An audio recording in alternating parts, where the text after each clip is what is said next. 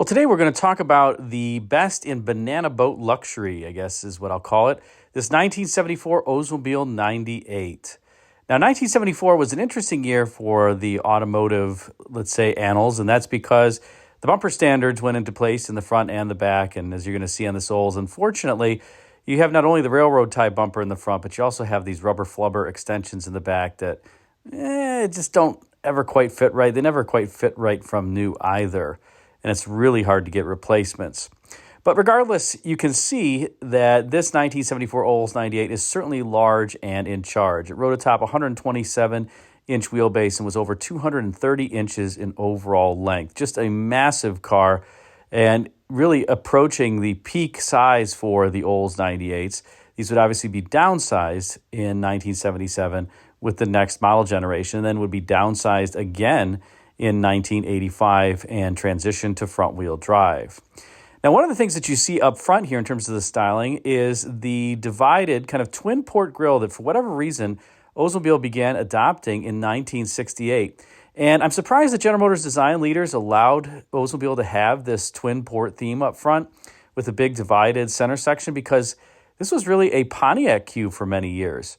So I'm not quite sure what led GM Design Management to think that this could be something that Oldsmobile could also have, but they did, and it became a hallmark trait of Oldsmobile for many years to come.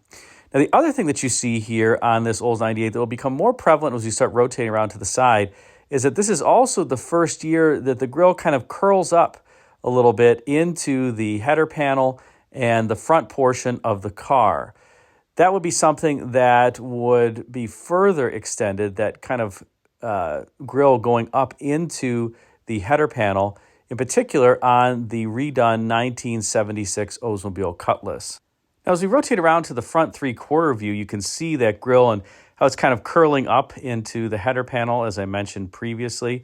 You also see a couple things, most notably the so-called skegs on this particular body, and those are those lower creases that start all the way at the front of the car, then kind of transitions into being part of the wheel arch, this filleted wheel arch on the Oldsmobile. And then there's a skeg that runs all the way down the side and continues with the rear fender skirt. So we'll see that more in the side view. But these skegs were something that were part of Oldsmobile design for a number of years in the mid-1970s, but would transition out, really beginning with that redone Oldsmobile Cutlass in 1976. Now, another thing that you can see here is the significant tumble home and barrel-shaped body that this particular generation of General Motors cars had from 1971 to 1976. They all had this very wide midsection. It's kind of funny when you're sitting inside. There's a pretty sizable gap between the stub B-pillar and the bench seat, where you can just pass things back and forth in between there, because the bench seat can only be as wide as the narrowest part of the car, and that midsection is just significantly wider than what the seat can fill. That would go away with the next generation. And this, as I mentioned, is a wide car, 80 inches wide overall. If it were any wider, it would require, by the time, oversized lights on it, and you'd have to have one of those trucks in the front and the back saying oversized load because it was so wide. But these cars did accommodate many, many passengers in a significant amount of comfort. And the Oldsmobiles, I think, were some of the best riding of the day. They had the G-Ride system where Oldsmobile would select specific springs based on the option content, whether, as an example, you had air conditioning or other options. And it kind of helped with the overall ride. They have a really nice ride, although the bodies do suffer from what I tend to call the GM jiggle of the era. GM tried to engineer these with a relatively flexible frame, and the purpose there was to take up road shocks, so you didn't feel them in the cabin. I have to say, it kind of works. It depends on how the car is assembled, or it just imparts a lot of creaks and moans into the body. So before you buy one of these, I highly recommend driving it, because they can either drive great, like my 71 Granville, or they can drive not so great, like my 72 Oldsmobile that I once had and no longer have, or some of my 76 Eldorados, which I've also sold. Now, as we rotate here to the side view, you can really see those skeg lines, that sharp crease that starts right behind the bumper, then it transitions into kind of this filleted wheel arch, and then starts again as a sharp crease behind the front wheel, continues along down the body side, forms the fender skirt, and then goes all the way back on the car. a Oldsmobile-specific trait. And even the A-bodies, like the Cutlass, had something like this, even more pronounced, frankly, on the A-bodies than it was here on the full-size cars. You can also see here the wraparound front glass. This was shared across all General Motors full-size vehicles. The roof line was shared across the 98 and the Electra, and then for a number of years, the Granville as well. The kind of more formal C-pillar on the luxury vehicles. And you have, I think, these beautiful wheel covers that Oldsmobile had for a number of years with this big kind of circular form in the middle and then some outlets for the air extraction, or at least the appearance of air extraction on them. And as we continue on to the rear three-quarter view, we notice that the 98 has this significant vertical queue to its tail lamps. This really was initiated back in 1963, and a number of the upper-end General Motors vehicles started to have this vertical queue. The Electras would also have something similar for a number of years, really to emulate Cadillac. So vertical lamps were something that Cadillac had for a number of years. And it's interesting to me that, again, General Motors Design Management let other marques have this vertical lamp queue, but they did. And they all were a little bit different. Here, it was interestingly perfectly vertical, just like Cadillac, although Oldsmobile taillights were typically these blocky forms, these kind of big bricks. And you see that a little bit here with the tail lamp forms on this 74 Oldsmobile. They also remind me a little bit of some mid-50s Packard tail lamps. Not quite the cathedral tail lamps, missing the cathedral piece. But in 1975, they would become even more cathedral-like. So maybe somebody in the Oldsmobile design studio was thinking Packard when they designed these tail lights. You can also see in this particular photo the surface that forms the top of that little mini fin. Again, another Cadillac queue that you have here on this 74 Olds 98. And unfortunately, you can also see the fender extensions that are that rubber flubber material, or at least they were when they were first produced. And, well, these appear to be intact, at least for now. Here's a dead-on rear view look. And again, I think that there's a little bit of that Packard cathedral tail lamp there, especially as it transitions to 1975. But I do think one thing that's interesting is that the extension, the fender, I should call it the bumper extension, that's beneath the tail lamp, it runs all the way across the car to help kind of trim the bumper to the body, is not body color. It's like this argent silver color. And I don't know if Oldsmobile did that to save money or what, but it looks a little odd. And they kind of use the Brightwork trim there that's above it to kind of disguise the fact that it should otherwise be body colored. But that was always something that bothered me on these. I thought that that should be a body colored piece. Just didn't look quite right as being something that was painted silver. The other thing that bothered me on these was the reverse lamp placement and how close it was to the taillights. I would ideally want that further inboard, let's say within the cut line of the deck lid. But not quite sure why they ended up there. They just look a little close to the taillights for me. But I'm sure the designers had some reason. I'm not a designer. And, well, the car, I think, still looks overall quite tasteful. Now let's transition to the interior of this 1974 Oldsmobile 98 LS. This is the LS trim, and you can see that from the interior as well as the badging on the C-pillars. But you did have some interesting, let's say, seat patterns on these.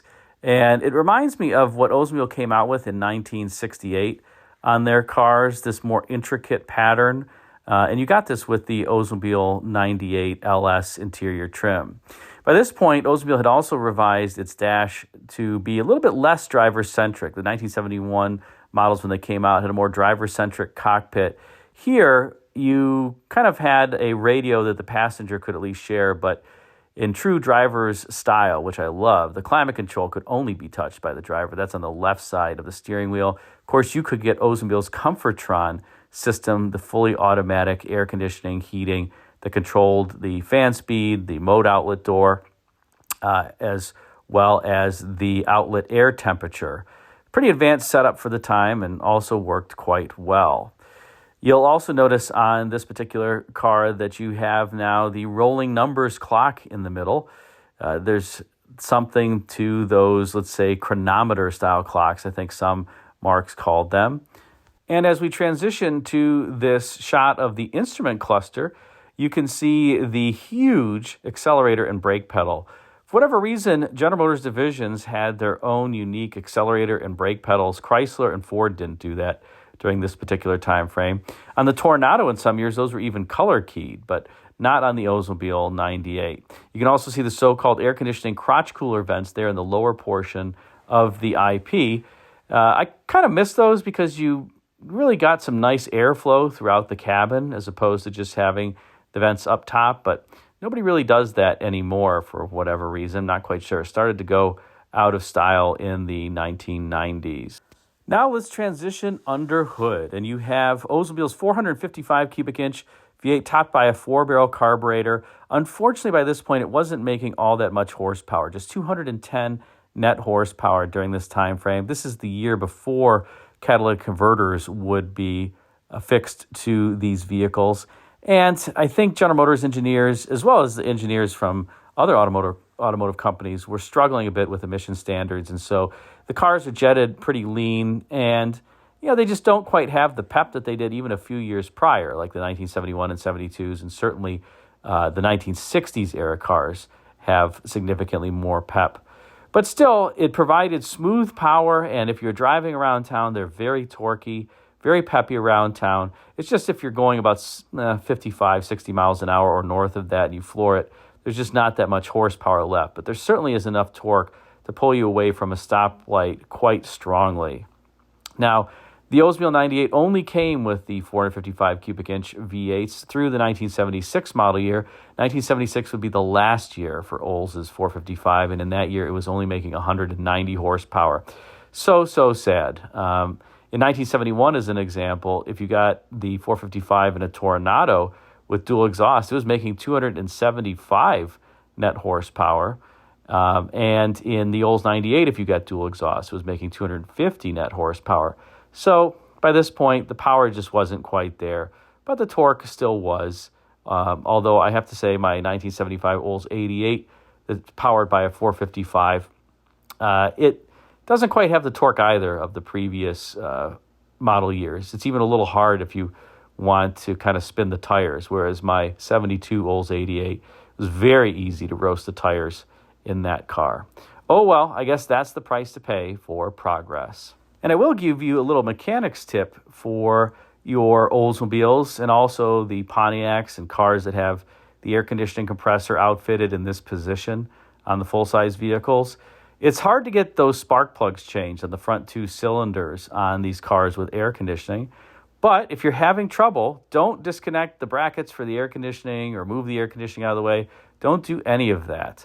Simply remove the tire, jack the car up, then remove the tire.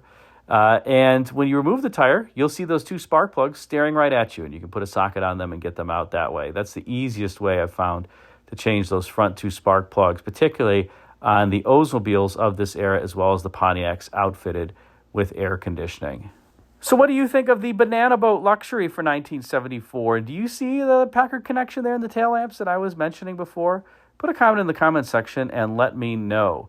I have to say that I love these Oldsmobiles of this era and the previous generation. I think that this is really the last of the grand Mastodon-Class, if you will, of cars. And if you're going to get a starter classic car, these are excellent value. They're really not worth much unless you get one with the Regency trim. If you just get an LS like this or standard Olds 98, it still seems that you can find mint condition copies for somewhere in the teens, kind of the mid-teens price range.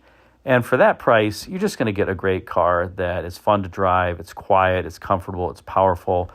The only thing is it's not going to get all that great of gas mileage. But if you're on the freeway, you'll get 14, 15 miles per gallon with these by this point. They do have electronic ignition, only a 3-speed automatic transmission, but bulletproof turbohydromatic 400, bulletproof GM rear end, bulletproof Oldsmobile 455 cubic inch V8. Just exemplary powertrain engineering in these.